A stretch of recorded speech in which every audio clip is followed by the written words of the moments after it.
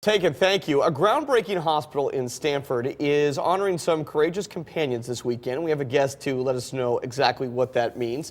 It's Dr. Martin Foreman who joins us now. Doctor, why don't we start with who you're with and what you do? Yes, I'm an internal medicine specialist at Cornell University Veterinary Specialist. Oh, let's talk about what this event was this weekend. What went on this weekend? It was really just a wonderful, warm event where the doctors at Cornell University Veterinary Specialist got together with some of the survivors. These were cats and dogs that weren't supposed to live.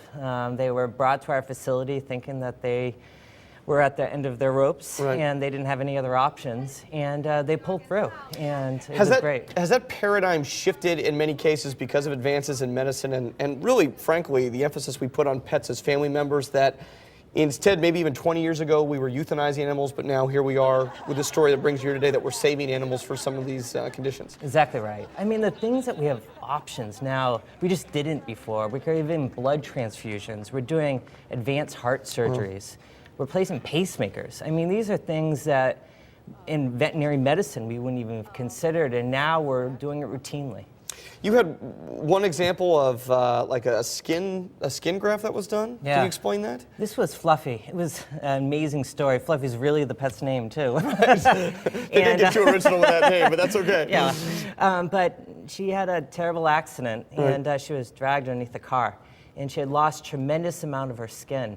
And with our criticalists and our surgeons, we were able to replace all of her skin. And she was there yesterday. She was fluffy. I mean, she had all of her hair back, and she looked like, if you had seen her, you would have said she looked like a normal dog again. And we quite frankly didn't think she was going to make it, and she did. What about this cat with hypothyroidism? What was the story there? Yeah, hypothyroidism is actually a really common disorder in cats, especially older cats. And this cat wouldn't tolerate the medication that normally we'd give for hypothyroidism. Which can have, so, and let me interrupt, I apologize. What happens then when the body rejects the medication? Yeah, this cat, whenever we gave the medication, the cat would vomit. It would have incredibly itchy skin. It was to the point where Mom thought that we were going to have to not be able to treat her cat, and we did surgery to remove the thyroid gland, and she did beautifully. Really? Yeah. So if I am a pet owner and I've got I know that my pet has a certain diagnosis, then what would you recommend? Do we come see you in Stamford, or what are the steps? Yeah.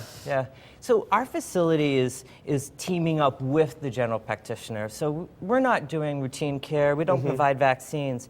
Where we step in and where we're available is when either you can't reach a diagnosis or your pet's ill and not getting better. And that's where our facility has a lot of the cutting-edge equipment and cutting-edge people that can really take care of these pets. Why do you think we have seen a facility like yours open up? Because of the love that, I mean, people have always loved their pets, but why the change? Yeah. You know what I think it is a lot of people see their pets not as pets anymore. They think of them as their daughters, their sons, and people come in and they tearfully tell me how much they love their pets. And it makes my job great, quite frankly, because I know that when I'm helping these pets, they really mean something to people. And I think that's why people are willing to put disposable income into taking care of their pets. There's health insurance now for pets. Well, I was going to get into that, disposable income. Obviously, procedures aren't cheap on any medical scale. How can people pay for this? Would you recommend the pet insurance idea? I do. I mean, there's lots of pet insurance out there, and by all means, research it first, right? But now the pet insurance has changed to even where it used to be before, where now people are realizing that it's worthwhile. Starting it younger in life, before pets have a pre-existing condition just like us, makes a difference. You like your job, I can tell. I do. If you'd like more information, I believe we have a informational screen for you there. If you want to visit the Cornell folks at 880 Canal Street, Stamford, Connecticut, you can talk to the good doctor here, and I'm sure he'll give you good news. You're about giving good news, it seems like. Well, that was the nice thing about yesterday's event. It was all good news. Right, and you made a lot of people happy. That's got to be the benefit, too, is you see a lot of smiles when people walk out. Yeah. Because it is traumatizing when you lose a pet.